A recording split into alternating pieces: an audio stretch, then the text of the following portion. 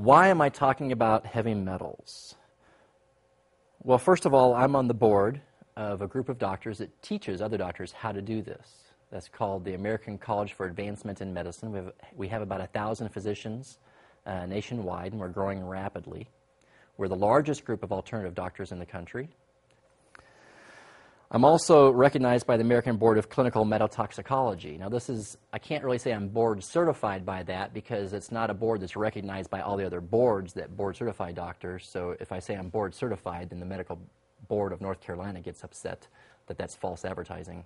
So I'm recognized by the American Board of Clinical Metotoxicology. Well, why is that important? Because this is a group of doctors that's actually looking at chronic metal toxicities and how they affect our health.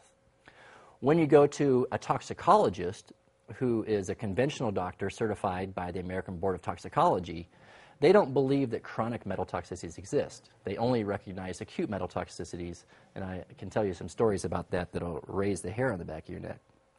Toxic metals contribute to almost every disease that you can imagine.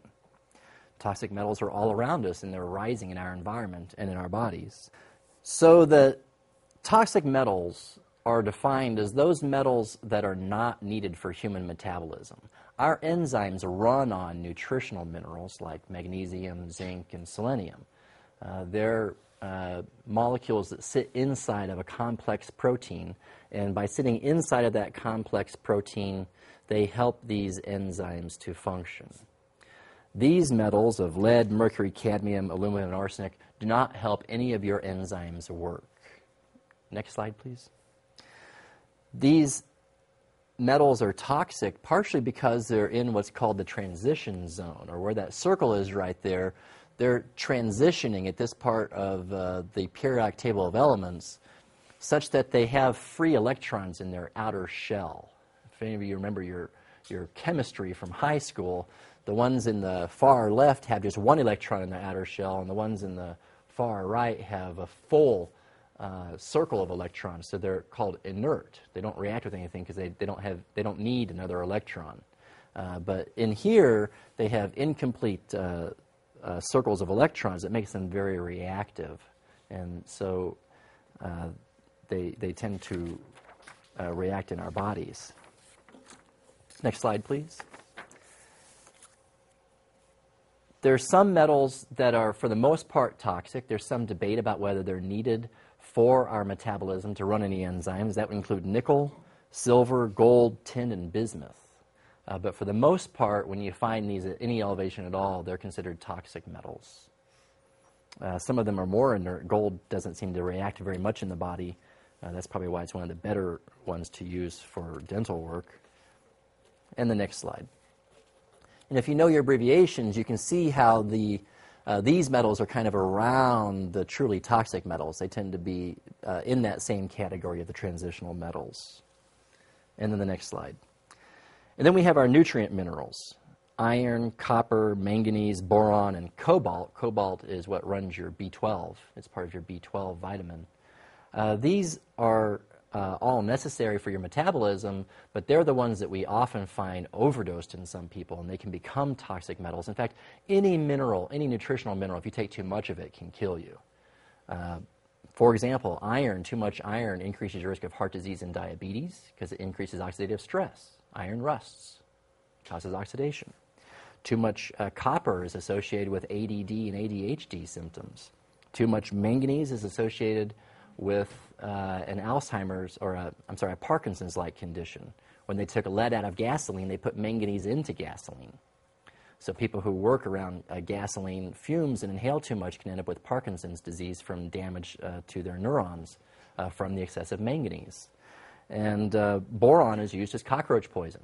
Boron is a very potent neurotoxin. You may put it in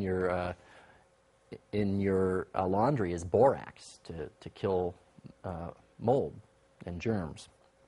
But too much of it can end up getting into your body and being toxic. However, if you don't have enough of these things, then you have nutritional deficiency, which is also a problem. So these are one of those things you want just the right amount, a very narrow therapeutic index of these nutritional minerals.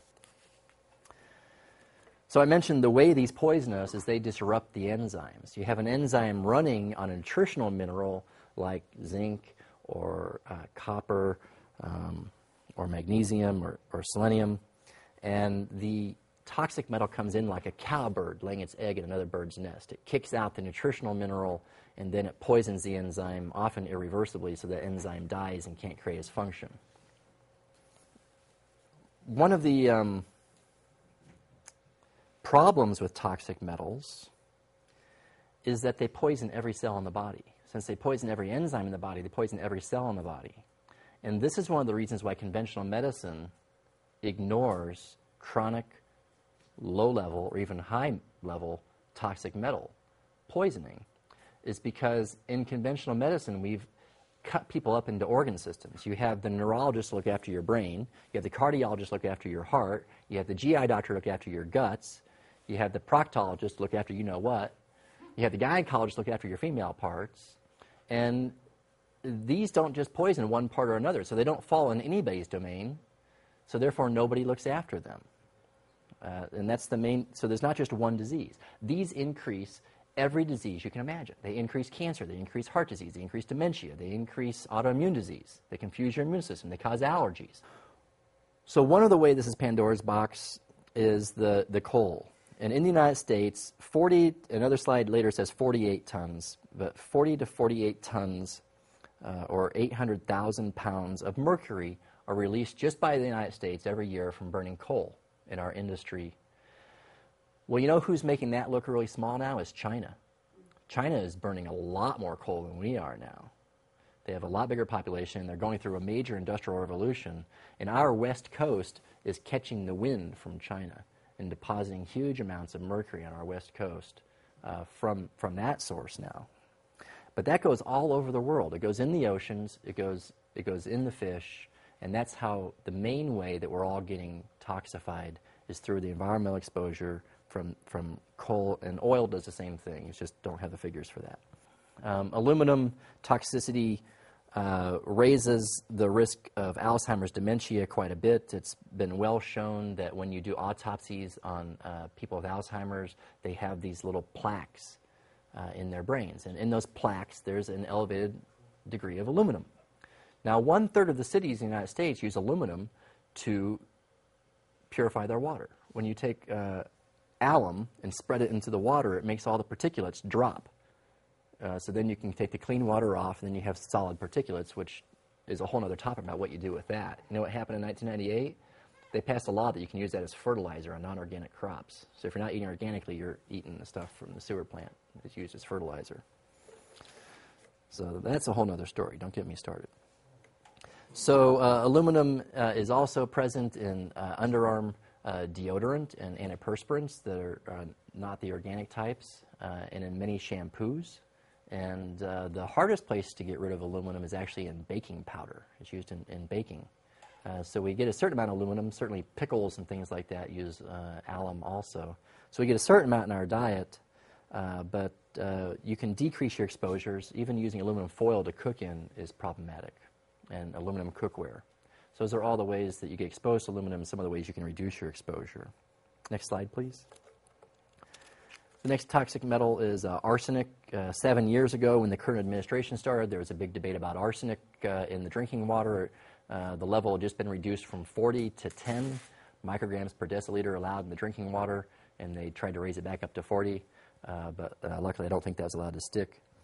Here's a slide showing that if you have exposure to arsenic in about the top 20% of the population, you have triple the risk of heart disease and coagulation of the arteries in your legs.